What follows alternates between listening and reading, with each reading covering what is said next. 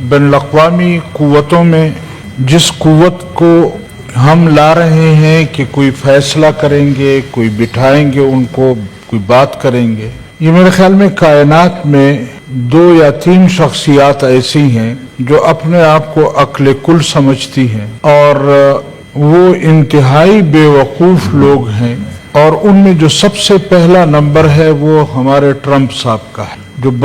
بذا میں خود سمجھتا ہے کہ میں دنیا کا سب سے ہوشیار ترین آدمی ہوں۔ میں اگر بین الاقوامی اس کو دیکھوں تو، اور پھر یہاں اپنی حکومت کو دیکھتا ہوں، اپنے لوگوں کو دیکھتا ہوں، تو حیران ہوتا ہوں کہ اب آقا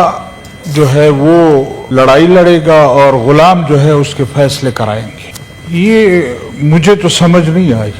یہ مجھے بھی آپ کی کہ بات 2 ہاتھی آپس میں لڑیں گے اور درمیان میں چوہے جو ہے وہ کہیں گے ہم آپ کا فیصلہ کراتے ہیں۔ یہ مناسب نہیں ہے کہ ہم اس طرح کی گفتگو کریں کہ ہم تو بہت بڑا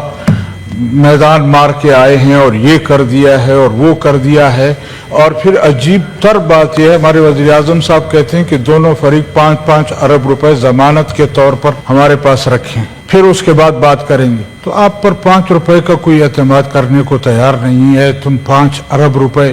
پھر یہ کون اعتماد کرے گا کہ کس طرح اس کو چلائیں گے؟ ابھی تک ہمیں گراؤنڈ کا پتہ ہی نہیں ہے، ہم ویسے آنکھیں بند کر کے بین الاقوامی حالات پر تبصرے کرنا شروع کر دیتے ہیں۔ میرے خیال میں یہ مناسب نہیں ہے۔ آپ کو چاہیے تھا کہ ہاؤس کو بلاتے، ہاؤس کو بٹھاتے، اور پھر اس کے بعد ہاؤس کا سینس لیتے کہ کیا واقعی ہم اس قابل ہیں کہ ہم ان ہاتھیوں کے درمیان کوئی صلح صفائی کرا سکیں۔ یہ جو آپ بات بھی کر رہے ہیں تو آپ سائنس میں حصہ لے رہے ہو، اتنی جمہوری میں ماحول عرض میں آپ کروں کی نا، بات سن میں عرض رہے کروں، ہیں۔ یہ تو گورنمنٹ کا کام تھا نا کہ وہ اس طرح کا سینس لیتی پارلیمنٹ کا۔ میں کہا تو یہ مذاق نہیں ہونا چاہیے، اچھے یہ مذاق نہیں ہونا چاہیے، اور ہمیں سوچنا چاہیے کہ ہماری حیثیت کیا ہے، ہم کیا کر سکتے ہیں۔ ہم کہیں اپنی حیثیت سے بڑھ کر تو کچھ نہیں کر رہے، اور اگر ہم اپنی حیثیت سے بڑھ کر کچھ کریں گے تو میرے خیال میں اس میں نقصان ہوگا، فائدہ کچھ نہیں ہوگا۔ اس میں کوئی شک نہیں ہے کہ پاکستان خطے میں ایسی جگہ موجود ہے کہ اس کی اہمیت بہت زیادہ ہے،